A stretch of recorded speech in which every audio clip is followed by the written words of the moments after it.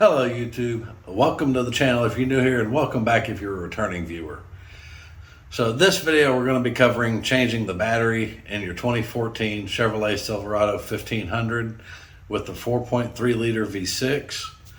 And I didn't get to do the uninstall part because I was kind of cramped on time between work and when the battery was coming in and all that fun stuff, but hopefully you'll be able to reverse engineer how to take it out, as I'll in-depth cover how to put it in. First, I'll cover a couple little notes that might help you out a little bit with taking it apart or putting it back together. We'll cover the tools that you need for this job. Pretty straightforward and simple. And enough of me talking. Let's get to it. All right, so pretty simple, straightforward job. I'm using the impacts instead of the socket wrenches today. You could use the regular ratcheting socket wrenches if you want to. We've got my big boy, which I swear by these Cobalt electric impacts. They work amazing. Then we've got the 13 mil, which is the 3 support bar bolts. We have our encourager for helping encourage anything to go all the way into place. You have the extension bar that you'll need down there to replace the bracket that holds the bottom of the battery.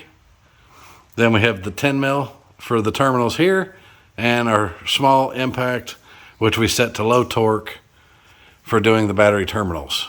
And that pretty much covers all the tools. Pretty straightforward.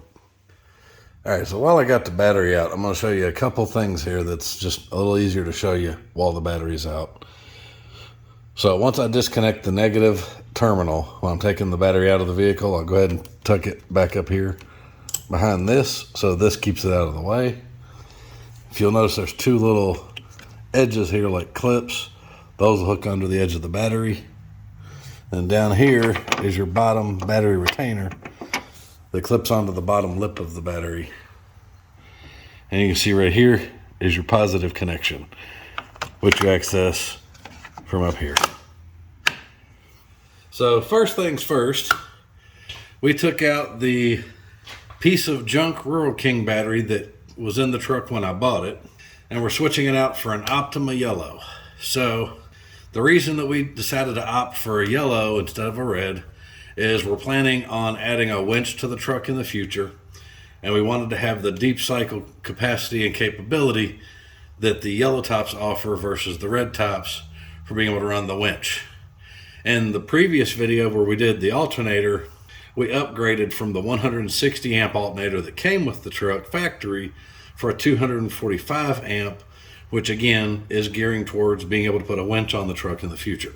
So this battery here comes with, it's a DH6 size battery. It comes with 928 cranking amps, 800 cold cranking amps. Now, these Optimas, phenomenal batteries in cold weather. If you're in a warmer climate, maybe a regular battery will do just fine for you. Up here in Ohio, in this nice, fun Ohio Valley temperate climate, we get drastic temperature swings from warm to cold, back to warm, back to cold, which can be very stressful on any part of the electrical system. And so that's one of the other reasons too why I also opted for an Optima. A number of other farmers that I've talked to have all switched over to Optimas themselves for the same reasons, where they had an Optima available. This specific battery was actually manufactured 12/21. This recording's on 12/27. So this is officially the newest, freshest battery that I've ever bought. So enough about the battery. Now let's get back to the install. So step 1 of your install is to take these nice protective caps off.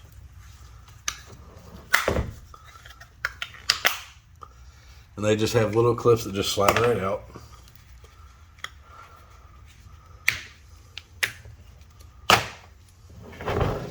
Now, make note though, when you take these out, where your positive is and where your negative is, because it's going to go back in the truck just like this. Let's get that part.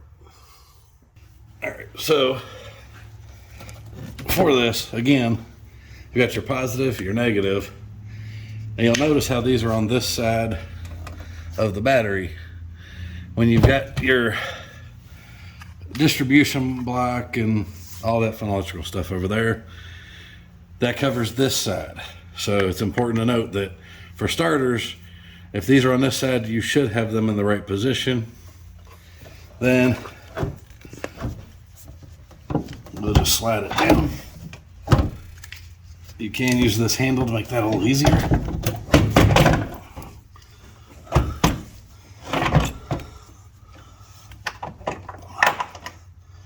Make sure you get that lip lock that I showed you a while ago into position. I can start to hand tighten that down.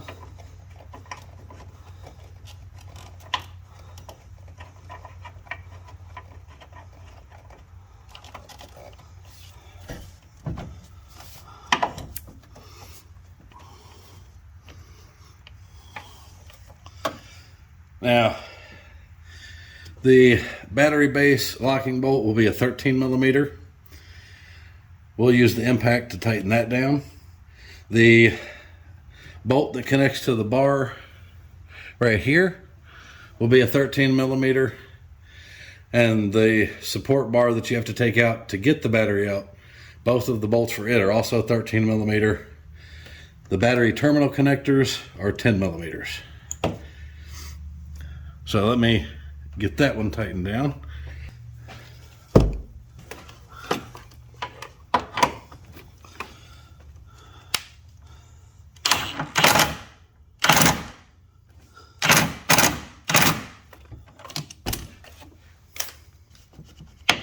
All right, good and secure.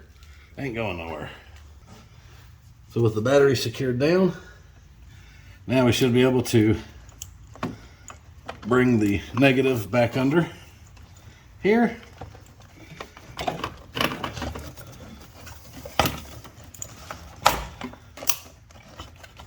Put this cap open. Nope. Make sure your negative's not touching anything.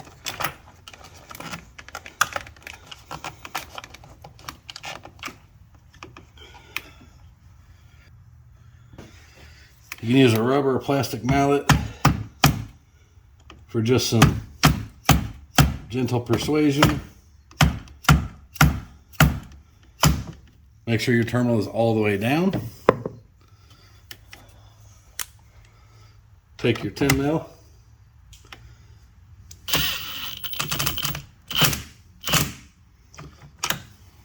And I've got this set to low tension so it won't over torque it.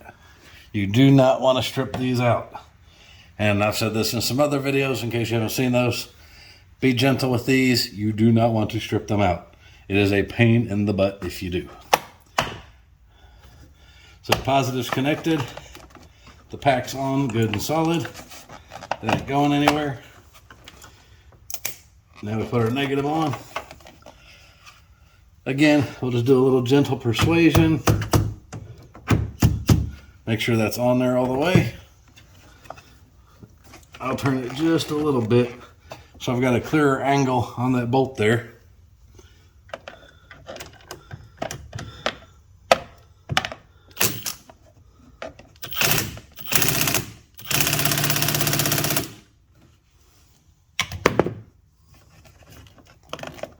All right.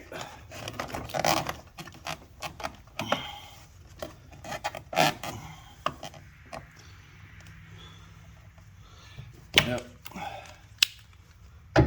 Little square on the back. Didn't get seated good. Come on, you little punk.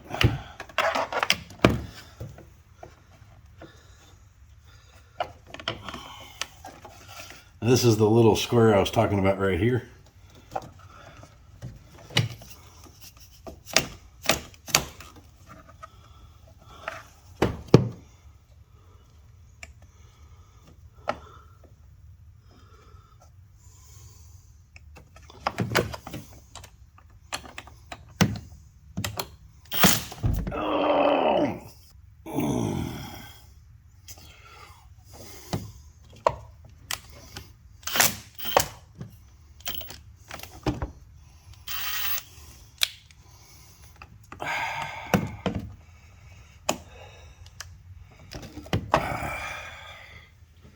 All right, so we got that unstuck now. Got my finger bandaged. Side note, make sure you either have rags and tape or a first aid kit where you're working on vehicles at, just in case crap happens. So now that we've got that where it's supposed to be and unstuck, now we can put that negative terminal on. Make sure it's all the way down. Make sure to keep the block in the right place.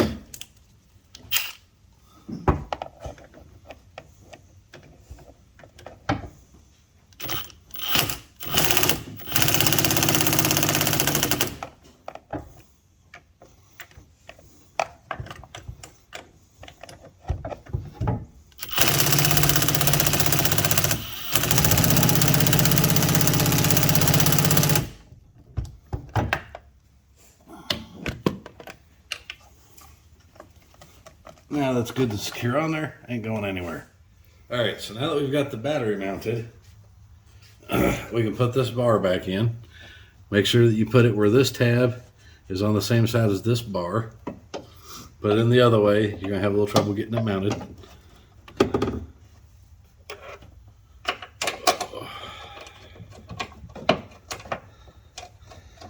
And these, all three are just 13 mil bolts. They're all the same bolt, so it doesn't matter which one you put in which hole.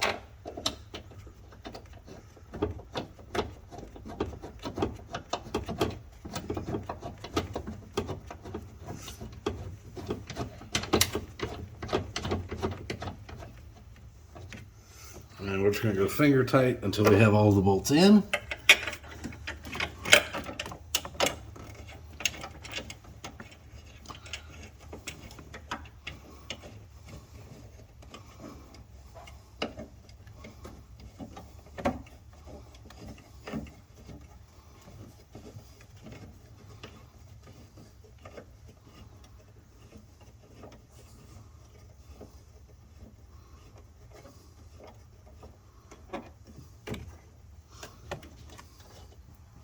Then we'll just snug them up with the impact.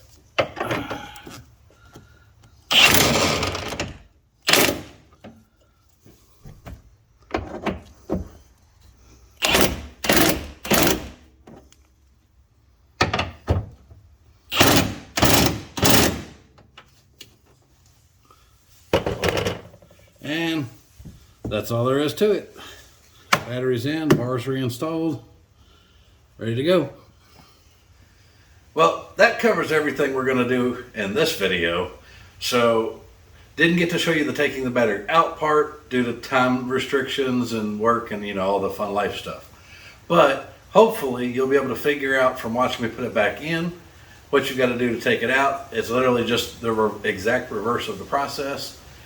You're going to need 13 millimeter sockets in order for taking out the support frames. 10 millimeter socket for disconnecting the battery terminals. Make sure that you disconnect the negative, put that out of the way, then disconnect your positive before you remove the battery or do any other electrical work on any vehicle at any time. You always want to have the battery disconnected to ensure you don't short and fry something out in the system. So that's all we've got for today.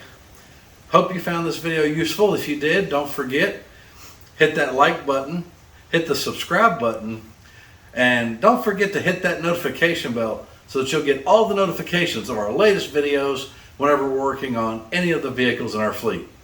Take care and have a great day.